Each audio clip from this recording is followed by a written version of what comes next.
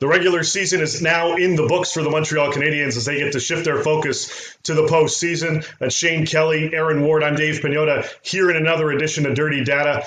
And Wardo, the Canadiens now focusing themselves on the postseason and their series against Toronto. How do they look going into the playoffs? Well, I think they have a few questions about health at all positions. Clearly, with Carey Price coming back, they're comfortable with their tandem of Price and Allen. But again, how quickly does Carey Price regain his sharpness as a goalie? Up front, I mean, the idea that Gallagher's got to come back and have an impact in the absence of Drouin, some of the positives numbers coming in against Toronto in the last 25 games when Gallagher's in the lineup, they're 21, 10, and 4. On D, you look at a guy like Weber, again, a veteran guy should find some ease in reinserting himself in the lineup, but the depth comes into play in the third pairing against a very deep team in Toronto. Well, what do you do with Romanov, Merrill, and Kulak? And you put a veteran out there, or do you go with two young guys and have baptism by fire? That's a big question that Ducharme has to answer. Yeah, poking around the numbers behind them too, they're a really hard team to project. A lot of what they do is designed to juice analytics, frankly. They're second in possession. They're ninth in expected goals, but they're only 14th in actual goals. So if you go back to last season, same thing. They were second in expected goals, but 13th in actual goals. So they're throwing a lot of pucks at the net. And it makes it look like they're generating a lot of chances, but really they can't actually convert all that well.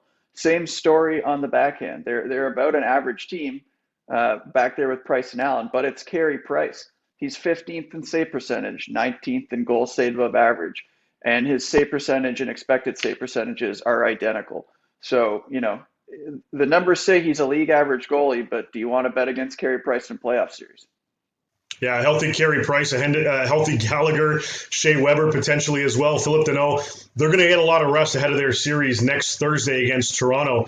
And Wardo, this team has some extra firepower. They're not going to have Jonathan Drouin by the looks of things, but Cole Caulfield has really impressed in his 10 games in the National Hockey League, 4 of which have come against their first-round opponent. Yeah, it's been impressive the way Caulfield's played, and I think for Ducharme, he doesn't have to answer much in terms of how he's going to utilize Caulfield in this situation. If you're playing a team in the Northern Division that you really haven't seen much, maybe you have to ease him into that transition into the playoffs, because we all know the playoffs is a different beast. But having that experience of 4 games under his belt, knowing the forwards he's playing against, and for him as an offensive talent, understanding the 6D he'll play against and the goaltending, I think that's an easier kind of placement for a young guy that won't be overwhelmed by the situation. And then you look at other guys like Corey Perry, who may help that circumstance, right? The guy that's played basically Gallagher's role in the absence of Gallagher because of his health. Corey Perry, who was originally slotted as a taxi squad guy coming into the season. Now I would say personally, I feel as though he's been a top 5 consistent forward for the Montreal Canadiens over the course of the career, just based alone on his presence in that front. So Weber getting back in there, Petrie maintaining the same style of game that he's played and how he's carried the mail for a while. This team has some potential against a very loaded Toronto Maple Leafs team. But Aaron, do you think like Corey Perry, I mean, if he's their 5th best forward, to me, as well as he's played, that's not really a good sign. And Caulfield's played really well, but in the postseason, you see a lot less power play. To me, that's where he would do a lot of damage. And with regards to Perry, I mean, he's going up now against probably the top 9 for the most part of the Leafs, because you're going to shorten your bench. And that's a lot more to ask than, you know, going up against 3rd, 4th line guys, which is who he's been playing against for most of his time in Montreal. I'd argue the intangibles then. If you're looking at a guy like Corey Perry, again, the playoffs is a transition of mentality of how you play the game, right? So the mantra in the playoffs in the National Hockey League for basically every team is whatever it takes. And this is the Corey Perry mentality. He turns into basically, and I don't even want to use the actual word, he's the ultimate irritant on the ice. And at times, when you show that, it oftentimes brings a team along. So I think I talk about the status, right? Him net front and saying that he's a top 5 in my estimation is more about his consistency and defying the expectations, and not an indictment of, I mean, let's be honest, Drouin's out of the lineup, but he didn't have a spectacular season. There's a good number of guys, whether it wasn't great for them because they were out for periods of time or they just kind of failed. I mean, we're looking at a trade with Eric Stahl, former teammate of mine. It hasn't panned out well. There's another new season where that guy can step in and maybe make a contribution. But for me, Corey Perry has been consistent, and that's why I put him in the top 5. Guys, what about a player like Josh Anderson? He was brought in to score some goals. He got 17 on the season. And while he has been contributing and putting the body out there as well, he started to get a little bit cold from a goal scoring perspective towards the end of the year. Shane, you talked about the numbers for the Canadiens. The expected goals are up there, but the actual goals aren't. How much are they going to count on this player to contribute? Well, in the playoffs, what you often see is that it's lower event hockey, right? So there's just fewer scoring chances, there's fewer shots, there's way fewer power plays. So a team like Montreal who says, okay, we're going to generate offense by shooting the puck as much as we can from almost anywhere.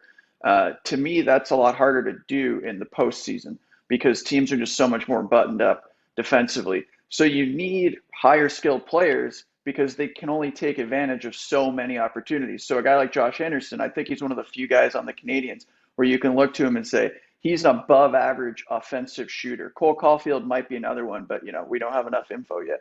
So Anderson needs to be a guy where they look to rely on him to score off maybe 1 or 2 chances instead of 5 or 6 that you get during the regular season. And Shane just said, button it up, right? And we talked defensively about these teams.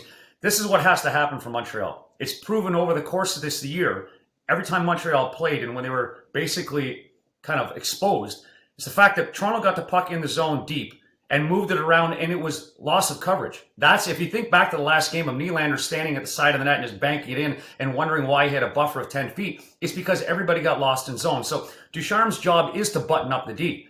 And so they gotta muck up, right? Muck the game up. And that would maybe be conducive to the style of game that Anderson wants to play, where you're playing a 2-1, get it in deep, bang it out, utilize your assets, and that for him is his body. He does have a scoring touch. But again, the playoffs are a different demon, a different beast. And some guys that play this role that maybe don't always shine consistently in the regular season can step up because that is what's demanded from every single player to play this style of game over the course of the playoffs.